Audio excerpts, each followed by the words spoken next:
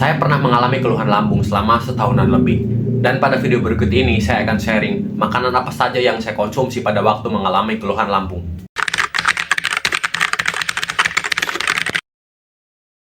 Saya mengalami keluhan lambung sekitaran setahunan dan intensnya sekitaran 6 bulanan.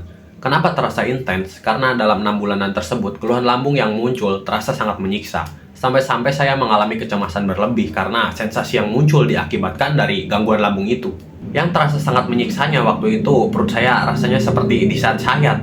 Sebelum makan terasa perih bukan main. Setelah makan pun tetap perih dan nyeri luar biasa. Hal itu mungkin karena ada gesekan makanan yang saya makan antara makanan sama organ yang dilewati oleh makanan itu. Makanya setelah makan perut saya makin nyeri. Kalau saya ibaratkan gambarannya kayak semisal lagi sariawan, itu kan perih karena ada luka. Nah, luka sariawan itu kegesek-gesek atau kena makanan. Nah, kurang lebihnya kayak gitu. Nyeri kan kalau makan pas sariawan juga. Tapi ini di perut saya. Rasanya kayak ada luka juga. Dan ketika ada makanan masuk, rasa nyerinya tuh bukan main. Selain perut yang kerasa dicabik-cabik, keluhan lainnya kayak ulu hati yang terasa nyeri, kembung, begah, mulut kerasa pahit, cepat lapar. Masih ada lagi sih sebenarnya, tapi yang paling saya ingat dan lumayan menyiksa itu, ya itu aja. Oh ya, saya juga nggak pernah endoskopi karena saya waktu itu cuma berobat aja ketika mengalami keluhan lambung.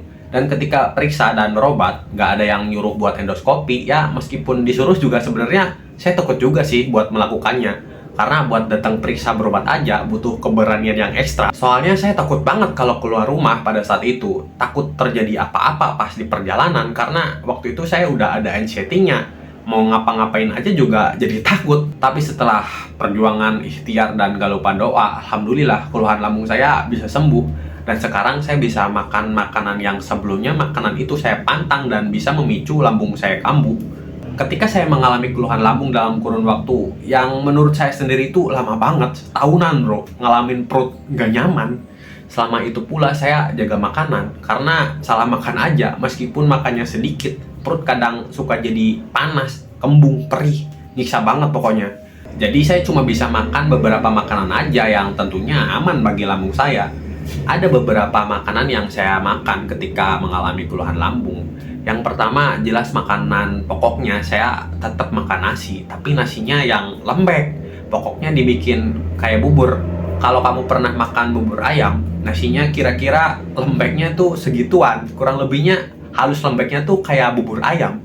Kemudian selain nasi juga saya makan oat. Kalau oat ini saya selang-seling, semisal paginya nasi, siangnya makan oat, malamnya nasi lagi. Gak nentu pokoknya, sesuai mood aja.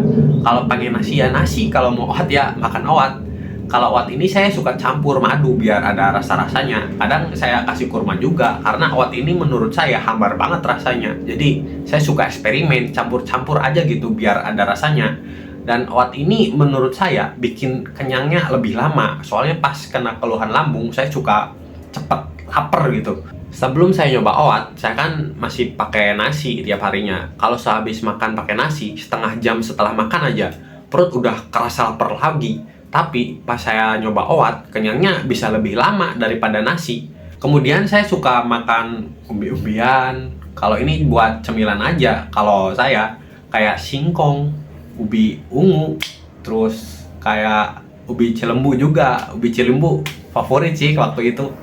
Kemudian untuk lauknya atau sumber proteinnya saya pakai ayam, ikan. Ini bisa dipepes, kukus, kadang saya bakar juga.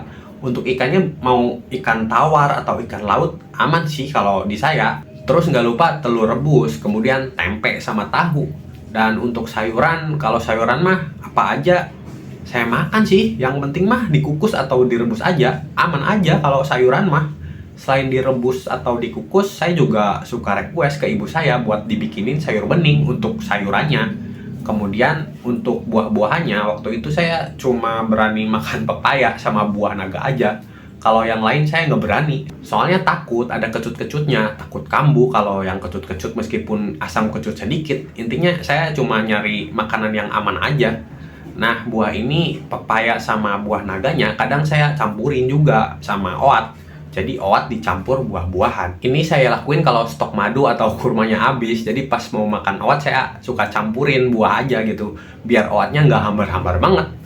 Makanan saya itu-itu aja sih teman-teman. Emang terdengar ngebosenin banget, tapi cuma makanan itu yang menurut saya aman ketika saya mengalami keluhan lambung yang lagi intens-intensnya. Karena pas lagi parah-parahnya, saya belum berani nyoba makanan lain.